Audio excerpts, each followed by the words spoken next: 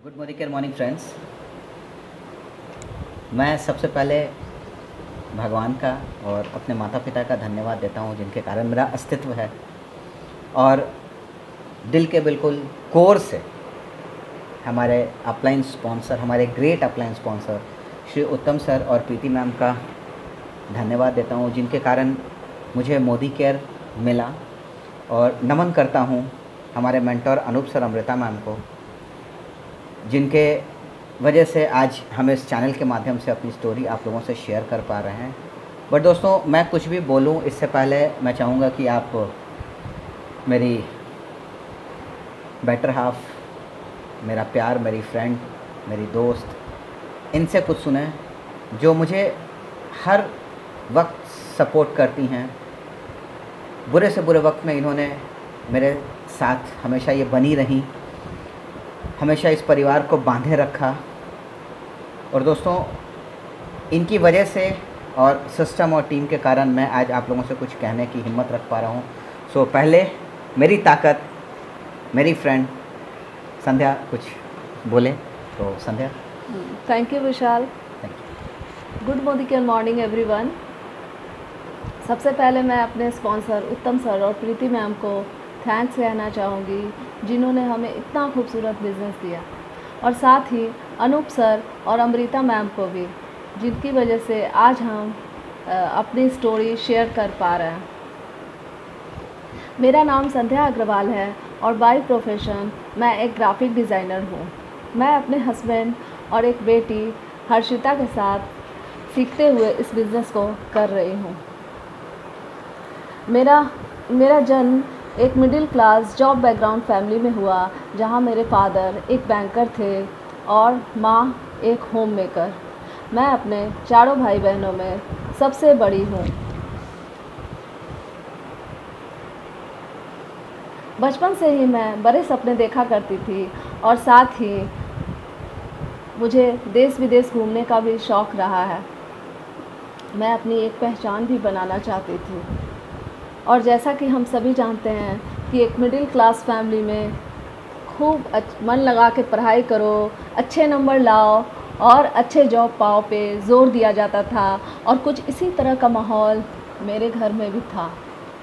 मैंने अपनी एजुकेशन पटना से कंप्लीट की और ग्राफिक डिज़ाइनिंग में अपना करियर बनाने के लिए मैंने हैप्टेक एरिना मल्टीमीडिया ज्वाइन किया, जहाँ मेरी मुलाकात विशाल जी से हुई। और अपने पोलाइट नेचर और अच्छे व्यक्तित्व के कारण ये वहाँ के फैकल्टी और डायरेक्टर्स के चहेते थे। हम दोनों की अच्छी दोस्ती हो गई और उस दौरान ये मेरे घर भी आया जाया करते थे और मेरे पेरेंट्स को भी ये पसंद थे। एक दिन इन्होंने मुझे प्रपोज़ किया, और चूँकि जैसा कि मैंने बताया कि इनका व्यवहार काफ़ी पोलाइट और अच्छा व्यक्तित्व था, स्माइली फेस था, तो मैं इन सब चीज़ों से प्रभावित थी। मुझे ये बहुत अच्छे लगते थे। मैंने इनके प्रपोज़ल को एक्सेप्ट कर लिया और उसके दूसरे ही दिन इन्होंने मेरे बारे में अपने फादर को बताया, और एक दिन मैंने भी अपनी मम्मी को कहा कि हम दोनों एक दूसरे को पसंद करते हैं और शादी करना चाहते हैं। फिर हमारे मम्मी पापा इनके फादर से मिले और सबकी रज़ामंदी से और बड़ों के आशीर्वाद से हमारी शादी हो गई।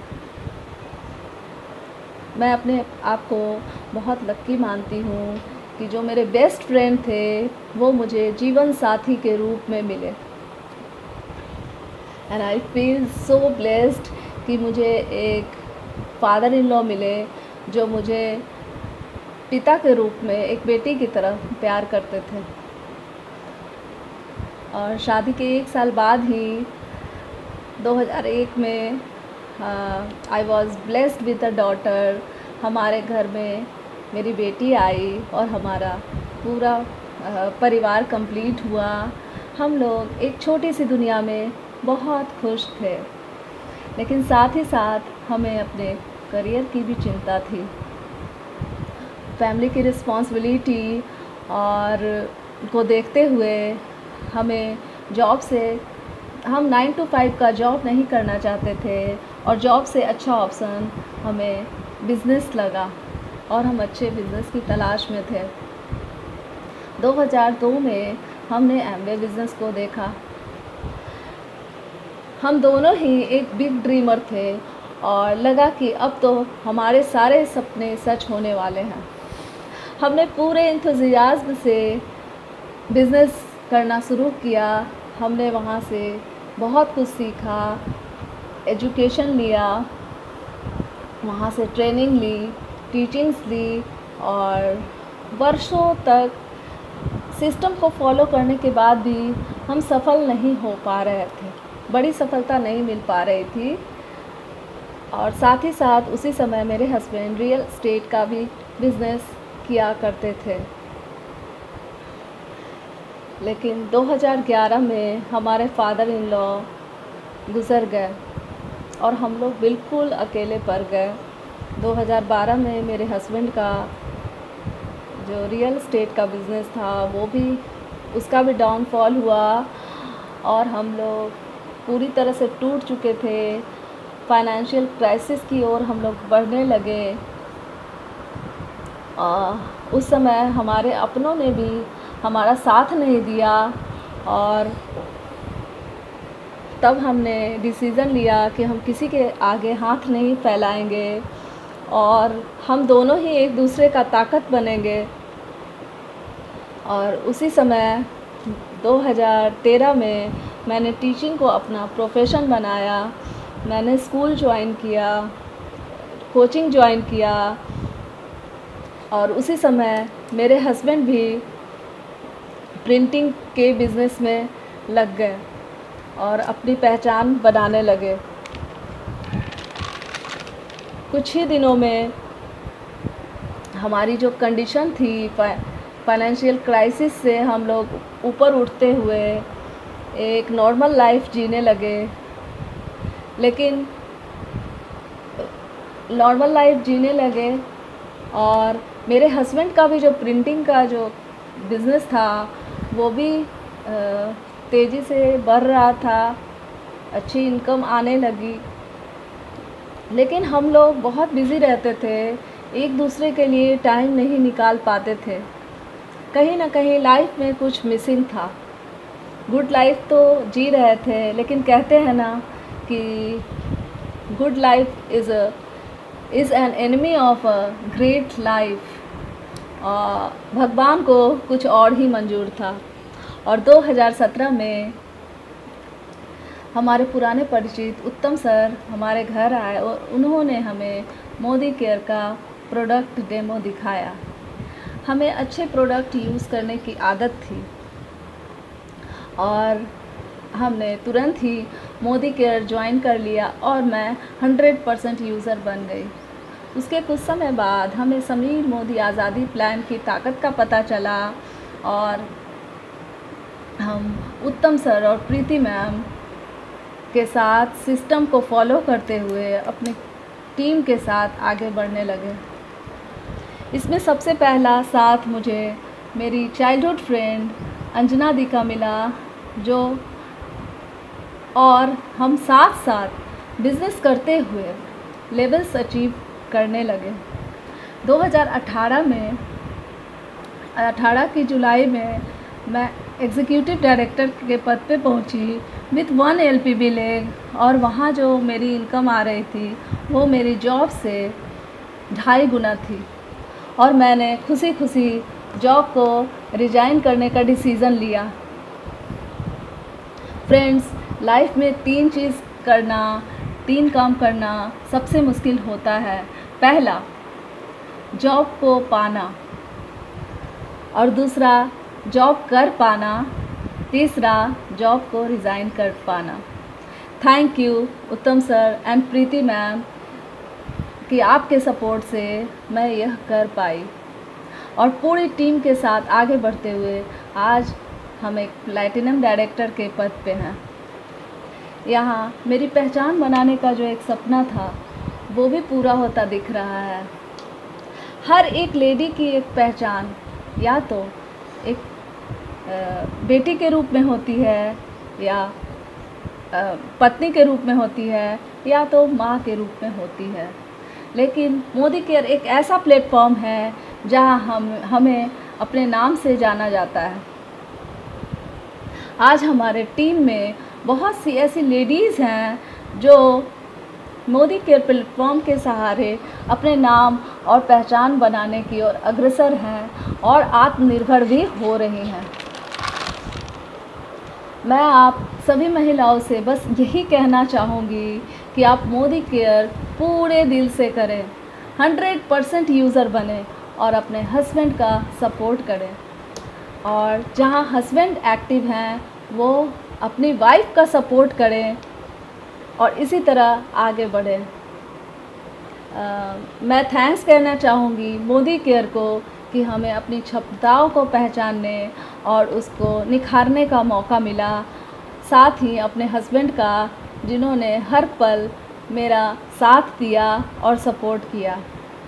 मैं थैंक्स देती हूँ अपने स्पॉन्सर उत्तम सर और प्रीति मैम का, साथ ही नमन करती हूँ Anoop sir, Amrita ma'am, Rajesh sir, Manisha ma'am, Ravi sir, Roshi ma'am का, कि जिनके सपोर्ट और मार्गदर्शन से बढ़ते हुए हम अपनी पूरी टीम के साथ कई लेवल्स अचीव कर रहे हैं और नया मुकाम पा रहे हैं। Thank you. मैं साथ ही अपनी गुरु माँ को भी धन्यवाद देना चाहूँगी जो हमारी इंस्पिरेशन है। साथ ही कोटि कोटि नमन है श्री समीर मोदी सर को, जिन्होंने इतना खूबसूरत समीर मोदी आज़ादी प्लान बनाया, जिसकी कारण एक साधारण व्यक्ति भी एक असाधारण जीवन जी सकता है, अपनी सपनों की ज़िंदगी जी सकता है। Thank you Sameer sir, thank you God, thank you everyone. Thank you Sandhya. Thank you. आपका साथ मुझे मिला और आज तक मिल रहा है। हर अच्छी बुरी परिस्थिति में आपने मेरा साथ दिया है। दोस्तों, ये थी मेरी वाइफ। मेरे आज तक मैंने जो भी पाया है, मेरे माता पिता के आशीर्वाद, परिवार का साथ, खुद पर भरोसा और अपलाइंस का सपोर्ट से हुआ है। दोस्तों, मेरा नाम विशाल अग्रवाल है और बाय प्रोफेशन मैं एक ग्राफिक डिजाइनर हूँ और प्रिंट और इलेक्ट्रॉनिक मीडिया के लिए मैं फ्रीलांसिंग एड्स बनाता हूँ। फ्रेंड्स, मेरा जन्म जो है वो मिडिल क्लास फैमिली में हुआ, जहाँ मेरे पिताजी एक रेलवे ऑफिसर हुआ करते थे और माँ हमारी हाउसवाइफ। तो मैं घर का, दोस्तों, इकलौता लड़का होने के कारण, इकलौता बच्चा होने के कारण मुझे बहुत प्यार मिला। मेरी हर जिद, हर ख्वाहिश को पूरा किया जाता था। मतलब मैंने जो सोचा मेरे मुंह से निकलने से पहले वो मेरे पास हाजिर होता था। मुझे इतना प्यार मिला। और पिताजी का एक नाम हुआ करता था जहां हम जन्म लिए थे। तो इतना प्यार, इतना अपनापन मिलने के बावजूद मैं उस नाम के कारण, कहते हैं ना अक्सर लोग कि बच्चों को जब ज्यादा प्यार दो तो लाड में बिगड़ जाते हैं, लेकिन एक पिताजी का नाम था, उस नाम को बनाए रखने के लिए मैंने कभी कुछ गलत रास्ता नहीं अपनाया, कुछ गलत जिद नहीं की दोस्तों। और मैंने अपनी एजुकेशन यहीं पटना से पूरी की और उसके बाद फिर पापा की गिफ्ट शॉप, जो मेरे पिताजी ने अपनी रिटायरमेंट के बाद खोली थी एक एंगेजमेंट पर्पस के लिए, मैं उसमें पापा जी का हाथ बटाने लगा। लाइफ हमें लगा कि अच्छी चल रही है, बहुत अच्छा था, इकलौते लड़के थे और पापा मम्मी साथ में थे। हम भी जॉब, मतलब हम दुकान में लग गए थे। इसी बीच हमारी मम्मी का लंबी बीमारी के बाद निधन हो गया। फ्रेंड्स, बस घर में मैं और पिताजी रह गए थे। ऐसा लगा जैसे मानो दुनिया खत्म हो गई। हर छोटी बड़ी चीज मैं मम्मी की गोद में सर रख के कहता था। वो अब मुझे छोड़कर जा चुकी थी फ्रेंड्स। और उसके बाद कुछ ऐसे हालात हुए कि हमें अपनी दुकान भी बंद करनी पड़ी। उसके बाद मुझे पता चला कि भाई, क्योंकि अब जीवन है, कुछ तो करना है, आगे बढ़ना है, जीवन आगे बढ़ने का ही नाम है।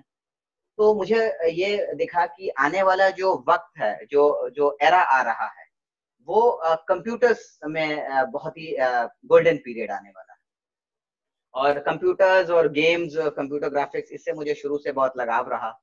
तो मैंने कंप्यूटर ग्राफिक डिजाइनिंग में अपना करियर बनाने का सोचा और उसी इंस्टीट्यूट में जहाँ ये आई थी पढ़ने के लिए, वहाँ हमने एडमिशन ले लिया, करियर की शुरुआत की। आगे इन्होंने बताया, बट मैं बीच में थोड़ी सी बातें बता दूं कि इनको देखते के साथ ही कहते हैं ना, मुझे कुछ कुछ हो जाना। हमारे यहाँ प्लेन उत्तम सर इस बात को जानते हैं कि लव एट फर्स्ट साइट हम लोगों का था, मेरी ओर से था। इनको मनाना पड़ा थोड़ा सा पहले, फिर हमने दोस्ती हुई हमारे बीच। उसके बाद हम लोग दोनों परिवार की रजामंदी से, दोनों परिवार के आशीर्वाद से, एक दूसरे पूरे परिवारों के साथ मिलकर हम लोग शादी कर, और सबका आशीर्वाद हमें मिला दोस्तों। पता नहीं फिर उसके बाद कुछ ऐसा इंसिडेंट हुआ या क्या हुआ, बट इतना मैं खुश था कि मुझे एक अच्छी दोस्त जो मेरी पत्नी आज हो गई, और एक अच्छा करियर जो कि आने वाला, मुझे लग रहा था कि कंप्यूटर फील्ड ही बेस्ट है और हम तो बस उसमें अब नाम कमा सकते हैं, इतने अच्छे इंस्टीट्यूट से किए हैं। तो मुझे लगा कि मुझे अब सब कुछ मिल गया। बट फिर एक इंसिडेंट हुआ, और हमें किसी मजबूरी के कारण हमें जो अपना पैतृक निवास था, जो हमारा घर था, वो हमें छोड़कर एक किराए के छोटे से मकान में शिफ्ट होना पड़ा फ्रेंड्स। ये बहुत बड़ा झटका था। और ये जब तक उस समय तक कंसीव कर चुकी थी, हमारी बिटिया के आने का लगभग लगभग समय हो चुका था। थोड़ा सा परेशानी बढ़ गई थी क्योंकि टाइम हो रहा था, बट फिर भी ऊपर वाला साथ था, पिताजी का आशीर्वाद, माँ का आशीर्वाद साथ था। और उसके ठीक कुछ ही दिनों बाद 2001 अगस्त में हमारे घर में बिटिया का आगमन हुआ, जिन्होंने आकर के हमारी फैमिली को कंप्लीट किया। दोस्तों लाइफ फिर चलने लगी, जैसा इन्होंने बताया। हम बिल्कुल करियर के लिए तो परेशान थे ही, लेकिन मेरे पिताजी एक बात कहा करते थे कि बेटा, बुढ़ापे में जब हमें सबसे ज्यादा पैसे और सहारे की जरूरत होती है, तब वो ऑर्गेनाइजेशन जहां हम और आप जॉब करते हैं, वो आपको रिटायर घोषित कर देता है, या भगवान जिसको आपसे बहुत ज्यादा प्यार हो जाता है, वो आपको एक्सपायर घोषित कर देता है। तो मेरी सोच शुरू से रही कि मैं जॉब नहीं करूं, मैं करना नहीं चाहता था, क्योंकि मुझसे कह ले बॉसिज्म बर्दाश्त नहीं होता था। मैं क्योंकि इतना इस तरह से मैं पला बड़ा, मुझे अच्छा नहीं लगता था कोई मुझे कंट्रोल करे। तो यही बात को आगे परस्यू करते हुए फिर मैंने अपने एक फ्रेंड से बात करी, उसका रियल एस्टेट का बिजनेस था। उसने कहा ठीक है, आ जाओ मेरे साथ लग जाओ, कोई दिक्कत नहीं है, तुम भी अपना करना। और फिर हम रियल एस्टेट के बिजनेस में लग गए। लेकिन लाइफ में कुछ अधूरापन था। जो चीज हम लोग सपने देखा करते थे, जहां से हमने पढ़ाई करी, एप्टेक एरिना से, वहां के डायरेक्टर्स को हम देखते थे कि वो दिन भर वहां नहीं बैठे रहते हैं। हमें एक चीज यहाँ हिट करने लगी दोस्तों, कि कुछ तो ऐसी चीजें हैं, कोई तो ऐसे लोग हैं जो थोड़ा सा समय लगाते हैं और वो बड़ा पैसा बनाते हैं। लेकिन हमें ये नहीं समझ में आ रहा था कि वो कौन सा गुरु मंत्र है, वो कौन सा जादू की छड़ी है, या ऐसे लोग को भगवान अलग से ही जन्म देता है। मैं समझ नहीं पा रहा था फ्रेंड्स। तो इसी बीच में मेरे एप्टेक के ही फ्रेंड जो कि एमबे में आ चुके थे, उन्होंने मुझे प्लान दिखाया। और ज्यादा कुछ समझ में नहीं आया था, क्योंकि नई नई शादी हुई थी और नए नए पापा बने थे। बट फिर भी उसने कहा कि विशाल, मैं तुम्हें पूरी तरह सपोर्ट करूंगा, मैं और तुम एक साथ आगे बढ़ेंगे, कदम कदम पे मैं तुम्हारा सपोर्ट करूंगा। और मैंने उन पर विश्वास कर दिया। मैंने कहा थैंक यू, हम साथ चलते हैं। और उनके इस वादे से कि वो मेरे साथ चलेंगे, हम लोग पूरी जोश में 2-3 महीना जम के काम किए। बट 3 महीनों के बाद वो बिल्कुल साइलेंटली आउट ऑफ मतलब साइट हो गए। फोन उठाना उन्होंने बंद कर दिया, पता नहीं उनके साथ क्या हुआ। मैंने कई बार उनको फोन किया, बट कोई सपोर्ट नहीं, कुछ नहीं। बाद में पता चला वो उन्होंने अपनी अलग दुनिया बसा ली है। फिर भी चूंकि हमें वो चीज दिख चुकी थी कि इस प्लेटफॉर्म से हम कुछ कर सकते हैं, अपने जो हम दोनों का सपना था, एक साथ काम करेंगे, एक साथ नाम बनाएंगे, इस चीज को पाने के लिए हमने सिस्टम को जाना। सिस्टम से सीखते हुए, जद्दोजहद करते हुए, कई बार तो ऐसा हुआ फ्रेंड्स कि इनकी तबीयत खराब है, मेरी नन्ही सी बेटी वो बेड पे लेटी हुई है, लेकिन जुनून था कुछ करने का, तो बस बैग उठाते थे चल देते थे, बैग उठाते थे चल देते थे। बट काफी समय बाद भी हमें सफलता नहीं मिल पा रही। बड़ी सफलता जो होती है, छोटी छोटी सफलताएं मायने नहीं रखती दोस्तों। हम छोटे छोटे सपनों के लिए नहीं आए थे, सफलता नहीं मिल पा रही थी। इसी बीच में फिर एक इंसिडेंट हुआ फ्रेंड्स। साल 2007 में मेरे पापा जी की जो मेडिकल इशू थी, जो उनकी तबीयत थी वो बहुत बुरी तरह से खराब हो गई, वो फेंट हो गए। और तकरीबन तकरीबन 4-5 घंटा संध्या वो वॉशरूम गए थे, वहां फेंट हो गए बाहर निकलते वक्त। और संध्या चूंकि उनको उठा करके बेड पे ला नहीं सकती थी, वो इनको गोद में लेकर के वहीं बैठी हुई थी। ये कंटिन्यू मुझे फोन करने लगी, बेटी हमारी छोटी थी। मैं कहीं और था, मैं दौड़ा भागा आया, मैं अपनी कार कहीं और लगाया करता था, वहां से मैं कार लेकर दौड़ा, पिताजी को लेकर हॉस्पिटलाइज मैंने किया। दोस्तों 4-5 दिनों के हॉस्पिटलाइजेशन के बाद मेरे पिताजी को डॉक्टर ने बताया, मुझे बताया कि विशाल, आपके पापा की नसों में एक प्रॉब्लम है जिसका कि कोई इलाज नहीं है, और इनका जो शरीर है वो इस तरह का नहीं है कि हम सर्जरी कर सकें, सर्जरी बर्दाश्त करेगा नहीं। सो द बेस्ट एडवाइस ये होगी कि जितने दिन हो सके आप पूरा परिवार इनके नजरों के सामने रहो, इनके साथ रहो, हर पल इनको जीने दो। दोस्तों वो दिन था, और 4 सालों तक मैं अपने घर से ज्यादा दूर निकल नहीं पाता। बस घर की जरूरतों का सामान लाने के लिए मैं जल्दी से जाता था और भाग कर आता था, क्योंकि ये नहीं पता होता था कि मेरे पिताजी कब बेहोश हो जाएंगे, कब फेंट करते हैं। ये सिलसिला 4 सालों तक चला। शायद मेरी आस्था में, पिताजी के प्रति मेरे प्यार में कुछ कमी रह गई थी। 4 सालों बाद सन 2011 में वो मुझे छोड़कर चले गए। मुझे इस दुनिया में बिल्कुल अकेलापन महसूस हुआ, मैं टूट सा गया था। वहां संध्या ने फिर मुझे सहारा दिया, मेरे साथ आई। मुझे कुछ समझ नहीं आ रहा था फ्रेंड्स। इसी बीच हम लोग गिरते पड़ते हुए चल रहे थे। ठीक कुछ ही महीनों बाद मार्केट की जो गिरावट थी, उस गिरावट के कारण मुझे एक और झटका लगा। रियल स्टेट का जो मेरा बिजनेस था वो पूरी तरह से बैठ चुका था, और मेरे पार्टनर ने मुझे धोखा दे दिया। एक और बुरी चीज हुई फ्रेंड्स की, रियल स्टेट में कहते हैं ना कि आपको सपने बड़े दिखते हैं, हकीकत क्या होती है ये पता नहीं। तो मैंने मार्केट से एक बड़े प्रॉपर्टी के लिए कर्ज लिया था, और मार्केट गिर जाने के कारण, धोखा मिलने के कारण, वो कर्ज को चुकाने में मेरा घर, मेरी कार, सब कुछ मेरे हाथों से छिन चुका था, जा चुका था। हम फाइनेंशियली दोस्तों बिखर चुके थे। ये कहें कि बर्बाद हो चुके थे तो फ्रेंड्स ये गलत नहीं होगा कहना। दोनों एक दूसरे का चेहरा देख रहे थे कि रात में खाएंगे क्या। अगर अगले महीने किराए के लिए मकान मालिक ने पूछा तो आज तक का रिकॉर्ड है कि किराया समय के एक दिन पहले देते हैं। अब करेंगे क्या फ्रेंड्स? सही बात है, हमारे पास रेंट देने के लिए, बेटी के स्कूल फीस देने के लिए भी हमारे पास पैसे नहीं थे दोस्तों। मुझे आज भी याद है, मेरी बेटी काफी महीनों तक दूध नहीं पी पाई थी, और इसी बीच में मुझे कुछ सूझा नहीं। एमवे बिजनेस में कुछ हो नहीं पा रहा था, हम कर नहीं पा रहे थे, बट फिर भी कोशिश करते रहे, कोशिश करते रहे। बट जो हमारी पढ़ाई थी ग्राफिक डिजाइनिंग की, उसके कारण हम मार्केट में उतरे, मैं उतरा मार्केट में, और मैं जगह जगह घूम घूम करके लोगों से एड्स लेना शुरू किया। क्या मैं आपका बोर्ड बना सकता हूँ, क्या मैं आपके लिए बिल बुक छाप सकता हूँ। दोस्तों इस तरह का काम मैंने मांगना शुरू किया। आप समझ सकते हो दोस्तों, जिसको आज तक बचपन से लेकर के एक गिलास पानी भी उसने खुद से नहीं पिया हो, फ्रेंड्स मुझे इतना प्यार मिला कि मैंने कभी खुद से अपना ग्लास भर के पानी भी नहीं पिया। उसे काम मांगने की जरूरत पड़ गई। बट ये था कि अगर अंधेरा आया है तो भगवान सूरज फिर से उगाएगा ही, क्योंकि मैंने दिल से किसी का बुरा नहीं किया, मैंने कभी किसी का बुरा सोचा नहीं दोस्तों। तो भगवान ने अगर ये मुझे मुश्किल दी है तो भगवान मेरे लिए कुछ बड़ा करना चाहता है। क्या बात है, भगवान गिराता सिर्फ इसलिए है कि आप उठो और ऊपर बढ़ो। सुपर। ये आपको गिराने के लिए कभी नहीं गिराता है दोस्तों, ये मेरी बात याद रखना। मैं बहुत छोटे से लेवल पर हूं, मैं इस मोदी केयर का एक ऐसा छोटा सा पार्ट हूं, एक बालू का कण भी शायद अभी नहीं हूं। लेकिन दोस्तों ये मैंने सीखा अपनी गिरती हुई उठती हुई जिंदगी से। विश्वास किया खुद पर, काम मांगना शुरू किया दोस्तों, काम मिला।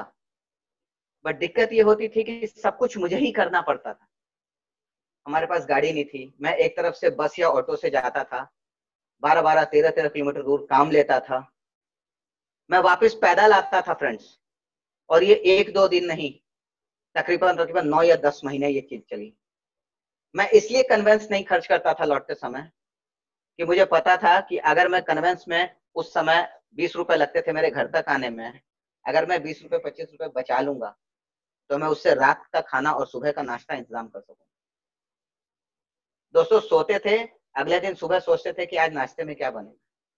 मुझे आज भी एक चीज याद है जिसने मेरी पूरी लाइफ को हिला के रख दिया था। मेरी बेटी उस समय बहुत छोटी थी, उसका एक बार मन हुआ फ्रेंड्स मैगी खाने का। छोटी सी एक चीज है मैगी खाने का, कौन बाप है जो अपने बच्चे को मैगी नहीं दे सकता है। फ्रेंड्स मैं बाहर था, मुझे पता नहीं था। मेरी बेटी ने मेरी वाइफ से बोला कि मम्मी मैगी खाने का मन हो रहा है। मेरी पत्नी ने कहा ठीक है पापा आएंगे उनसे बोलना बेटा वो 5 रुपीज वाली मैगी ला देंगे। मेरी बेटी बहुत छोटी थी फ्रेंड्स, उस समय वो 7 या 8 साल की थी, या मैक्सिमम लगता है कि 8 साल की होगी। उसने बोला नहीं मम्मी पापा को हम बोल नहीं सकते हैं, पापा के पर्स से मैंने देखा है पैसे नहीं रहते हैं, कुछ सिक्के पड़े हुए रहते हैं, तो छोड़ दीजिए मम्मी, हम लोग फिर कभी मैगी खाएंगे। जब मैं घर आया दोस्तों ये बात मेरी वाइफ ने मुझे बताया, मैं बिल्कुल मतलब लगा कि मैं क्यों जी रहा हूँ। फ्रेंड्स एक छोटी सी बच्ची ने मुझसे एक मैगी मांगा, मैं वो नहीं लाकर दे सकता था, तो मेरा जीना बेकार है। बट फिर मैंने मेरी बेटी को सोते हुए देखा, सोते हुए मैंने ये अपने आप से डिसाइड किया कि बेटा तुम्हारे लिए तुम्हारा यही पापा तुम्हारा हीरो बन के दिखाएगा। फ्रेंड्स फिर से हिम्मत जुटाई, खुद पर और भगवान पर और पूरे परिवार पर हम दोनों ने भरोसा किया, और दोस्तों फिर से हम आगे बढ़े। दोस्तों एक चीज ये है कि बार बार गिरना जो है, जैसा मैंने कहा, ये जुर्म नहीं है, इसमें कभी घबराना नहीं, शर्माना नहीं फ्रेंड्स। लेकिन अगर आप गिरते हो और उठते नहीं हो, बाउंस बैक नहीं करते हो, ये आप सबसे बड़ा अपराध कर रहे हो। बाउंस बैक जरूर करना फ्रेंड्स, ठीक है। हम हमेशा क्या करते हैं, भगवान के सामने हाथ फैला देते हैं, हे प्रभु तूने ऐसा क्यों किया, तूने ऐसा क्यों किया। हम भगवान के भरोसे बैठे होते हैं, बट क्या पता भगवान शायद हमारे भरोसे बैठा हो। फ्रेंड्स खुद पर बिलीव करना, ठीक है। और मैं एक छोटी सी स्टोरी 2 लाइन की सुनाना चाहूंगा। एक बार एक गधा जो है वो एक गड्ढे में गिर गया था। गांव के लोग इकट्ठा हो गए थे उसकी आवाज को सुन करके, और गांव वालों ने पूरी मेहनत कर ली, सब कुछ तिकड़म लगा लिया, सब कुछ उपाय कर लिया, वो गधा निकल नहीं पा रहा था, ऊपर नहीं आ पा रहा था, वो सूखा हुआ एक गड्ढा था। तो रात हो चुकी थी, गांव वाले लोगों ने आपस में विचार किया कि ठीक है कल सुबह देखते हैं इसका कुछ करेंगे, अगर निकला निकला, नहीं निकला तो इस गड्ढे को ही ढक देंगे। गड्ढा भी बूढ़ा हो चुका है, ये भी अपने कोई दिक्कत नहीं, ये भी मर जाएगा, आज न कल ये मरेगा।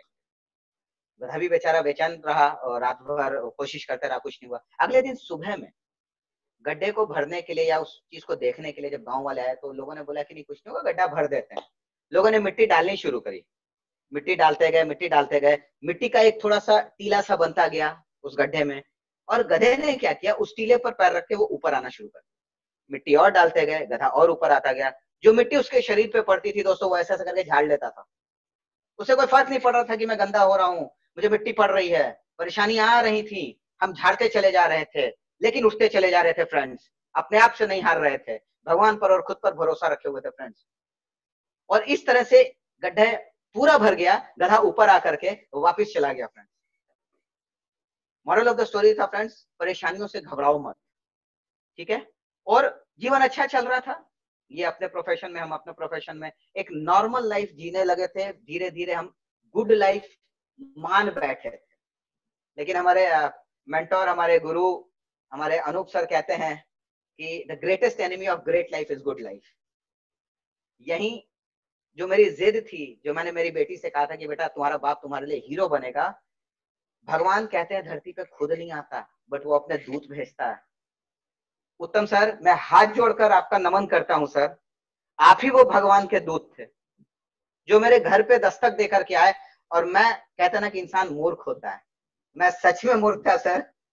मैंने आपको 3 महीना तक टाइम नहीं दिया, मुझे इस बात का हमेशा दुख रहेगा, अफसोस रहेगा सर। मुझे पता नहीं था कि आप भगवान का भेजे हुए वो दूत हो जो मेरी जिंदगी को, मुझे मुझे गुड लाइफ से ग्रेट लाइफ में ले जाने की बात करने आ रहे हो। मुझे लगता था जैसे दुनिया स्वार्थी है वैसे ही कुछ बात होगी, और मैं टाइम नहीं दे पा रहा था दोस्तों, मैं बिजी था। फिर एक समय ऐसा हुआ कि मुझे लगा कि सर ने मुझे 3 महीने तक नॉक किया, और मुझे अपने आप पे खराब लगने लगा दोस्तों कि एक जो मेरे काफी पुराने परिचित हैं, अगर वो आना ही चाह रहे हैं, क्या होगा, वो कुछ बताएंगे, मैं सुन लेता हूँ। और वो घर आए हमारे घर पे, उन्होंने एक पेस्ट का डेमो दिखाया फ्रेंड्स, बस एक पेस्ट का डेमो। वो जो पेस्ट जो हम बाजार का यूज कर रहे थे घर में, वो जब उबलना शुरू हुआ, एक्चुअली दोस्तों वो पेस्ट नहीं उबल रहा था, वो मेरे दिमाग का खिड़की दरवाजा का पट खुल रहा था। और कहते हैं दोस्तों कि छतरी, पैराशूट जब तक खुलता नहीं है तब तक काम नहीं आता। वो मेरा आईक्यू टेस्ट था दोस्तों, वो एक डेमो नहीं था। वो टेस्ट से मुझे ये पता चला कि विशाल देख लो तुम्हारी औकात क्या है।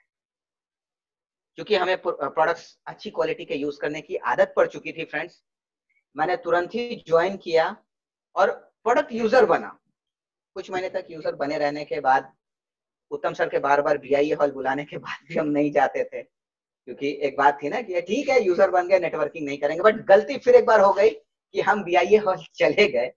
जाने के बाद वहां हमें इस बिजनेस की प्लान की पावर का अंदाजा हुआ और हमने मोदी केयर की शुरुआत करी। उत्तम सर ने मुझे पूरी तरह से सपोर्ट किया। दोस्तों कहा जाता है परछाई आपका साथ नहीं छोड़ती, ये गलत है दोस्तों। परछाई भी अंधेरा पर आपका साथ छोड़ देती है, लेकिन उत्तम सर ने साथ नहीं छोड़ा। वो मुझे 12-12 बजे फोन करते थे, विशाल आपका ये लेवल छूट रहा है, कैसे करोगे मुझे बताओ, मैं आपकी हेल्प करता हूँ। दोस्तों इतनी हेल्प माँ बाप के बाद अगर कोई कर सकता है, अगर सच में दिल से आपका कोई आपको ऊपर उठता हुआ देख सकता है इस धरती पर, तो माँ बाप के बाद सिर्फ आपके अपलाइन है। मैं धन्यवाद देता हूँ उत्तम सर, अनूप सर, प्रीति मैम, अमृता मैम को, जिन्होंने दिल से मुझे हमेशा प्यार किया। और दोस्तों मात्र 4.5 महीने की एक छोटी सी प्रयास से हमने अपना पहला ड्रीम पूरा किया। 15 अगस्त को हम डायरेक्टर लेवल अचीव किए फ्रेंड्स।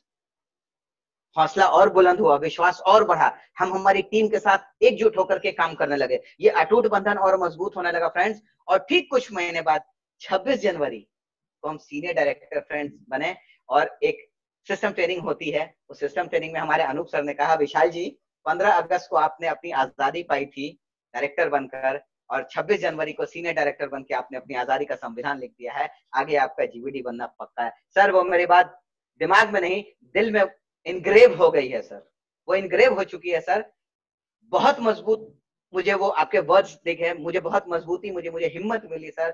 और मैं अपनी पूरी टीम के साथ again success principles by Modi care, SPPM system से सीखते हुए, एक दूसरे का साथ पकड़ते हुए हम ईडी बने, जहां इन्होंने जॉब को रिजाइन किया, फिर एसईडी बने, और दोस्तों कार फंड आना शुरू हुआ। उसके बाद उत्तम सर ने ही मेरे लिए कार की प्लानिंग करी है, ड्रीम मेरा था सर, बट उत्तम सर ने प्लानिंग करी फ्रेंड्स, और इसके बाद प्लैटिनम बने। आज बहुत अच्छा लग रहा है कि मैं अपने ग्रो लाइंस के साथ आगे बढ़ रहा हूं। टीम में 3 प्लैटिनम्स हैं, एसईडी, ईडी, एसडी, और कई डायरेक्टर्स हैं जो सिस्टम से सीखते हुए, करते हुए और सिखाते हुए आगे बढ़ रहे हैं। दोस्तों हमारे बहुत सारे सपने सच हुए हैं। मैं थोड़ा सा कुछ बात बताना चाहूंगा फ्रेंड्स। हमने 2 फॉरेन ट्रिप्स अचीव करी, जो कि हमने कभी सपना देखा था उस पुरानी कंपनी में, इन ड्रीम्स का मैंने लिखा था। उसके साथ ही साथ मैंने मोदी केयर के कार फंड से नेक्सा बलिनो कार भी खरीदी फ्रेंड्स, जिसका सपना हमने 2004 में लिखा था, देखा नहीं था फ्रेंड्स। हमें कार की चाबी हमारे great mentor Rajesh sir, Anoop sir, Uttam sir के हाथों से मिली। मैं इसका आज भी शुक्रिया अदा करता हूं, मैं कभी भूल नहीं पाऊंगा सर। वो पल मेरे लिए सब कुछ दे गया था सर, जब आप तीनों हमारे एक छोटे से सपने को पूरा करने के लिए सर आपने समय दिया था sir. Thank you so much sir. दोस्तों सपना देखना ही नहीं, सिर्फ मत देखना मत दोस्तों, उसको लिखना और उसको सच करने की जिद पाल लेना फ्रेंड्स। क्योंकि जब तक जिद नहीं पालोगे ना, वो सपने सच नहीं होंगे। कहा जाता है ना, सपने तो मुंगेरी लाल भी देखते हैं, बट वो सच नहीं होते। अगर आप में वो जिद पाल ली तो आपके हर सपने सच होंगे। सिर्फ अपने आप पर विश्वास रखो, भगवान पर विश्वास रखो, और अपने अपलाइन, जिनको कि आपने न चाहते हुए भी अपनी आईडी दी है, दोस्त इससे कोई फर्क नहीं पड़ता। अगर आप मोदी केयर में आ गए हो फ्रेंड्स, तो सिर्फ अपने अपलाइन का हाथ पकड़ लो, उस पर भरोसा कर लो, एक बच्चे की तरह उसके पास चले जाओ, बोलो सर मुझे सिखाइए, मुझे अपने सपने पूरे करने हैं। फ्रेंड्स मैं 100 नहीं, मैं 1000% गारंटी करता हूं आपका अपलाइन आपको सपोर्ट जरूर करेगा फ्रेंड, जैसा मेरे अपलाइन ने मुझे सपोर्ट किया था। एक और बात मैं बताना चाहूंगा फ्रेंड्स, जिसको मुझे बस अभी लेटेस्ट ये मेरी जो खुशी है वो ये थी कि दोस्तों लॉकडाउन चल रहा है, बहुत सारे प्राइवेट जॉब्स में तकरीबन 8 से 10 करोड़ जॉब्स पे तलवार लटक रही है जॉब हट जाने की, जॉब चले जाने की। बहुत सारे सरकारी जॉब्स में कई तरह के फंड्स को बंद कर दिया गया है, सैलरी में कटौती कर दी गई है। बहुत सारे शॉप्स खुल नहीं रहे हैं क्योंकि जो शटर उठाएंगे और शटर गिराएंगे उन्हीं को सैलरी आएगी, उन्हीं को इनकम आएगी और उनका घर चलेगा। फ्रेंड्स, डायरेक्ट सेलिंग की अब बात करते हैं दोस्तों। डायरेक्ट सेलिंग में भी सही कंपनी चुनना मेरे भाई, क्योंकि नीति तो सब बना लेते हैं दोस्त, नीति के साथ नियत होनी जरूरी है मेरे फ्रेंड्स। और समीर सर की नीति के साथ नियत भी जबरदस्त है, ये आज मैं सीना ठोक के बोल सकता हूं दोस्तों। मेरी आवाज की बुलंदी आपको बता रही होगी। फ्रेंड्स, इस लॉकडाउन में बहुत सारे डायरेक्ट सेलिंग कंपनीज के वेबसाइट पे ताला लग चुका है, वो अपनी वेबसाइट तक को बंद कर चुके हैं और उनका ये कहना है कि जब लॉकडाउन खुलेगा उसके 1 हफ्ते के बाद हम देखेंगे क्या होगा। But friends, Modi care is the only company and the only company in India जिसके कारण मुझे इस लॉकडाउन में अब तक की मेरी मोदी केयर के जीवन का सबसे हाईएस्ट पे आउट आया है। फ्रेंड्स, सबसे हाईएस्ट पे आउट आया है। मुझे ये खुशी, क्या बात सुपर। उससे ये खुशी बर्दाश्त नहीं हो रही थी। मैंने ये बताना समझा दोस्तों, अगर भरोसा करना है करके देख लो। आपका अपलाइन आपसे कुछ मांगने नहीं आया दोस्त, आपको वो देने आया है। आपके घर में वो कोहिनूर देने आया है। सिर्फ विश्वास करके देखो फ्रेंड्स। जैसे एक अंधा एक आंख वाले को अपना हाथ दे देता है और बोलता है कृपया मुझे रोड पार करा दो, फिर अंधा ये नहीं सोचता कि कहीं रोड पे ले जाके वो छोड़ नहीं देगा, वो आंख बंद करके भरोसा कर लेता है एक अंधा, क्योंकि उसको यही करके रोड पार करना और वो अंततः रोड पार कर जाता है। फ्रेंड्स, सिर्फ अपने अपलाइन पर भरोसा कर लेना। फ्रेंड्स, सिस्टम से आगे बढ़ते रहे हम लोग, बड़े बड़े पे आउट्स आने लगे। आगे जो मेरा गोल है दोस्तों, मैंने तो कुछ अचीव किया, सिर्फ उसका श्रेय जाता है मेरी अपलाइन टीम को। मैंने कुछ नहीं किया फ्रेंड्स। मेरे पास ये जो 250 ग्राम की किडनी होती है ना, मेरे पास दोस्तों है ही नहीं, क्योंकि हम चाहते हैं फाइनेंशियल फ्रीडम, जो कि जॉब और स्वरोजगार नहीं दे सकता है फ्रेंड्स। तो फाइनेंशियल फ्रीडम पाने के लिए धीरू भाई अंबानी के सुपुत्र हमें डिनर टेबल पर बैठा करके कुछ सिखाने वाले नहीं है दोस्त। पटना शहर के बड़े से बड़े बिजनेसमैन हमें कुछ सिखाने वाले नहीं है दोस्त। सिखा सकता है तो सिर्फ एक आदमी, समीर मोदी सर, सुरेखा माँ, Ravi sir, Rajesh sir, Anoop sir और हमारे ग्रेट अपलाइन उत्तम सर, जो कि खुद फाइनेंशियली फ्री हैं। उनके जो चेक्स आते हैं दोस्तों, अगर हम अपने टीम में बताते हैं, ऐसे लोग जो कि अभी तक ज्वाइन नहीं किए हैं, उनका मुंह इतना बड़ा खुला रहता है जैसे कि उन्होंने सामने भूत को देख लिया है। ऐसा होता है, एक्चुअली ऐसा होता है दोस्तों। हमने देखा है, हमने उनके चेक्स देखे, हमने उनके पे आउट देखे हैं। शुरू में हमें यकीन नहीं हुआ था, लेकिन ये मोदी केयर और समीर मोदी प्लान का, आजादी प्लान जो है, इसकी ये पावर है दोस्तों। इस पावर को मैं जान चुका हूं। अब मेरा आगे का सिर्फ एक ही गोल है कि मैं अपने टीम में अगले साल 25 गाड़ियां अपने लोगों को दिलाऊं मोदी केयर के कार फंड से। साथ ही साथ मिलियनर क्लब में मैं अपने 25 लोगों के साथ शामिल हूं दोस्तों। यहां मैं विदेश यात्रा की अगर बात करूं तो मैं अपने टीम से कम 100 लोगों के साथ विदेश जाना चाहता हूं। हम काम कर रहे हैं, पूरी टीम हमें सपोर्ट कर रही है, हमारे ग्रो लाइन्स हमारा साथ दे रहे हैं दोस्तों। मैं यहाँ पर एक आउट ऑफ द वे जाकर के धन्यवाद देना चाहूंगा हमारे जो टीम में हमारी सबसे पहली जो ज्वाइनिंग हुई थी, वो एक्चुअली ज्वाइनिंग नहीं थी, वो इनकी बचपन की सहेली हैं अंजना दी, जो मुझे अपना भाई मानती हैं। और नीलेश सर, उन्होंने जब प्लान देखा उत्तम सर से, तो उन्होंने कहा कि विशाल, अगर कोई आने वाले वक्त को कोई सुधार सकता है, अगर इंडिया की इकोनॉमी को कोई ऊपर ले जा सकता है, तो ये नेटवर्क मार्केटिंग है। और नेटवर्क मार्केटिंग में सबसे बड़ा अगर योगदान रहेगा तो वो मोदी केयर का रहेगा। बस ये बात थी और मैंने बिल्कुल सीरियसली काम शुरू किया था फ्रेंड्स। शुरू से अंजना मैम का साथ रहा, हम लोग एक साथ आगे भी बढ़ रहे हैं। हमारे पूरे ग्रो लाइन्स का मैं धन्यवाद देता हूँ।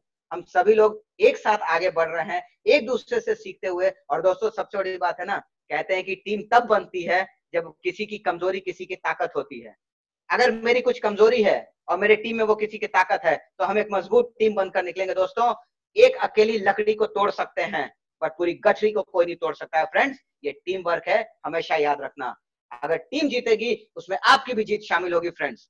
तो मैं लास्ट में अपनी वाणी को विराम देता हूं और सिर्फ एक लाइन लास्ट में कहूंगा फ्रेंड्स, जॉब या बिजनेस आईक्यू से होते हैं, लेकिन कुछ बड़े कदम जो होते हैं ना, वो इमोशनली देखे जाते हैं। तो दोस्तों, अगर आपको किसी ने ये कह दिया हो कि पगला गए हो का, हमारे चाचा जी फेल कर गए थे, हमारे दूर के जो रिश्तेदार हैं वो भी फेल कर गए, कुछ नहीं हुआ। दोस्तों, अगर तुम्हें किसी ने ऐसा कह दिया है, अगर आपको किसी ने ऐसा कह दिया है, दिल से गले लगा लेना फ्रेंड्स।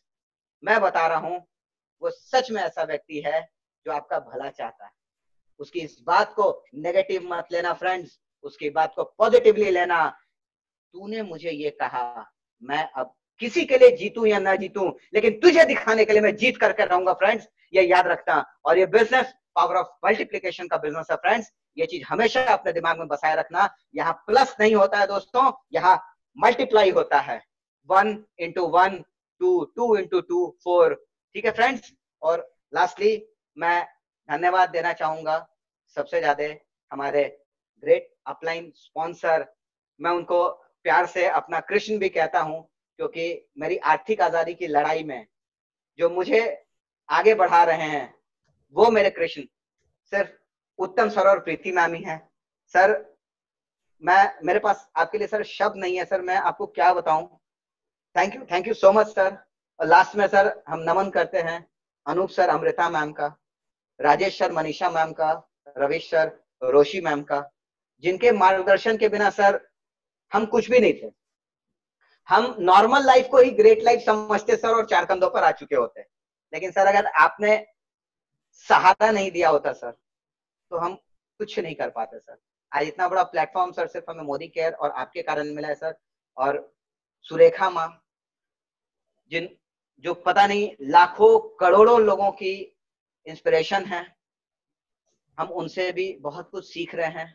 वो सबको सिखाती हैं और सच में जो उनका नाम मिला है ना, गुरु माँ, माँ जितनी करुणामयी होती है, जितना वो प्यार बांटती है अपने बच्चों पर, उनके हजारों लाखों बच्चे हैं, वो फिर भी सब पर बराबर प्यार बांटती है।